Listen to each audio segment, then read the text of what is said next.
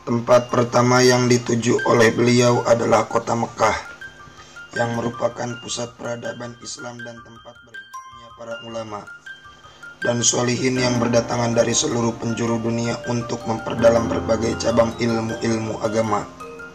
Namun setelah berbulan-bulan tinggal di Mekah, beliau belum juga berhasil menemukan orang yang dimaksud. Sampai akhirnya pada suatu saat beliau memperoleh keterangan dari beberapa ulama di Mekah bahwa sang kutub yang beliau cari itu kemungkinan ada di negeri Irak yang berjarak ratusan kilometer dari kota Mekah. Sesampainya di Irak, dengan tidak membuang-buang waktu segeralah beliau bertanya ke sana ke sini tentang seorang wali kutub yang beliau cari kepada setiap ulama dan masyaikh yang berhasil beliau temui.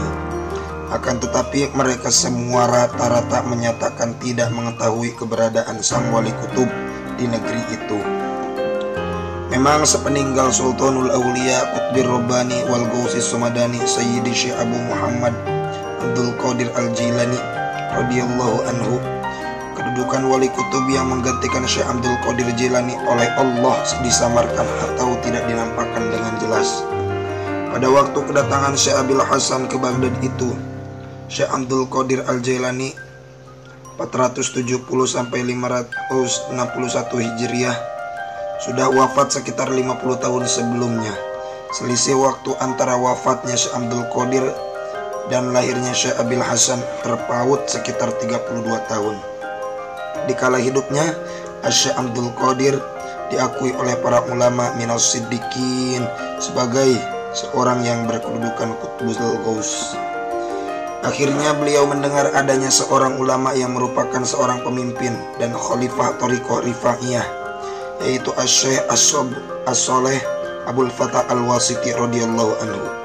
Syekh Abul Fatah adalah yang memiliki pengaruh dan pengikut cukup besar di Irak pada waktu itu.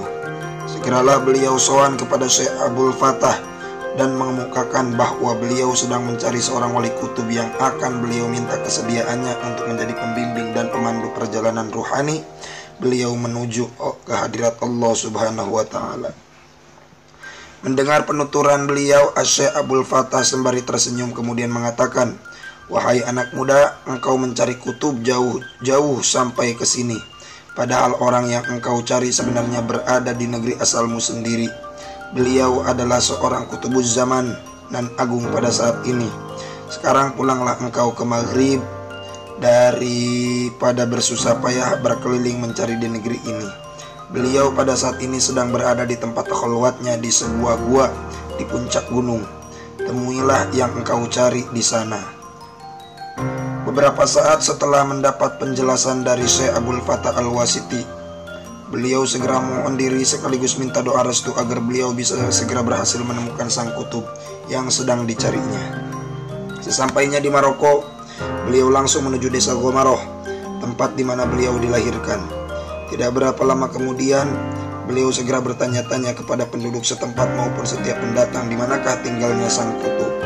Hampir setiap orang yang beliau temui selalu ditanyai tentang keberadaan sang kutub. Akhirnya, setelah lama mencari, didapatlah keterangan bahwa orang yang dimaksud adalah Syekh Abul Fatah. Tiada lain adalah Syekh As-Shaleh Al-Qutub Al-Ghaus Asy-Syarif Abu Muhammad Abdussalam bin Nasisi Al-Hasani, yang pada saat itu sedang berada di tempat pertapaannya di suatu gua yang letaknya di puncak sebuah. Demi mendengar keterangan itu, sama seperti yang dijelaskan oleh Syekh Abul Fatah Al-Wasiti Al-Iraqi, segera saja beliau menuju tempat yang ditemukan itu. Setelah melakukan perjalanan yang memakan waktu beberapa hari, akhirnya ditemukanlah gunung yang dimaksud. Beliau segera mendaki gunung itu dan menuju ke puncaknya. Dan memang benar adanya di puncak gunung tersebut terdapat sebuah gua. Sebelum beliau melanjutkan perjalanannya untuk naik ke gua itu, beliau berhenti di sebuah mata air yang terdapat di bawah gua tersebut.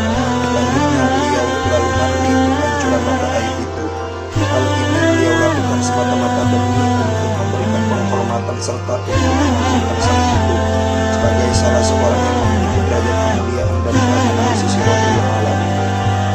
Di samping juga sebagai seorang calon guru beliau Beliau begitu, setelah selesai mandi, beliau merasakan betapa seluruh ilmu dan amal beliau seakan luruh berguguran. Dan seketika itu pula beliau merasakan kini dirinya menjadi seorang yang benar-benar fakir dari ilmu dan amal.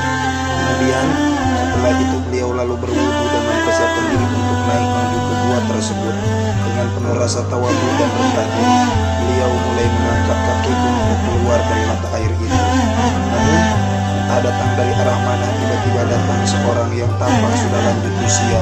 Orang tersebut mengenakan pakaian yang amat sederhana, bajunya penuh dengan tambalan sebagai penutup kepala. Orang sepuh itu mengenakan songkok yang terbuat dari anyaman jerami. Dari sinar wajahnya menunjukkan bahwa orang tersebut memiliki derajat kesolehan dan ketakwaan yang amat luhur. Kendati berpenampilan sederhana, tapi orang tersebut tampak sangat anggun, arif dan berwibawa. Kakek tua itu kemudian mendekati beliau seraya mengucapkan salam. Assalamualaikum. Beliau dengan agak sedikit terkejut serta merta menjawab salam orang itu. Waalaikumsalam warahmatullahi wabarakatuh. Belum pula habis rasa kejutan beliau, orang tersebut terlebih dahulu menyapa dengan mengatakan marhaban ya Ali bin Abdullah bin Abdul Jabbar bin Tamim bin, dan seterusnya nasab beliau disebutkan dengan runtut dan jelas sampai akhirnya merujuk kepada baginda Rasulullah Shallallahu Alaihi Wasallam. Mendengar itu semua, beliau menyimaknya dengan penuh rasa takjub. Belum sampai beliau mengeluarkan kata-kata, orang tersebut kemudian melanjutkan, ya Ali, engkau datang kepadaku sebagai seorang fakir, baik dari ilmu maupun amal perbuatan, maka engkau akan mengambil dari aku kekayaan dunia dan akhirat.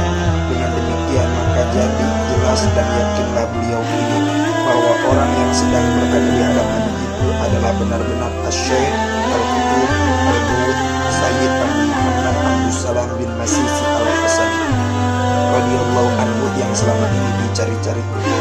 Wahai anakku, hanya puji syukur alhamdulillah kita haturkan kehadirat Allah Subhanahu wa taala yang telah mempertemukan kita pada hari ini. Kata Syekh Abdus Salam lagi, ketahuilah wahai anakku bahwa sesungguhnya sebelum engkau datang ke sini, Rasulullah Shallallahu Alaihi Wasallam telah memberitahukan kepadaku segala hal ihwal tentang dirimu serta akan kedatanganmu pada hari ini. Selain itu, aku juga mendapat tugas dari beliau agar memberikan pendidikan dan bimbingan kepada engkau.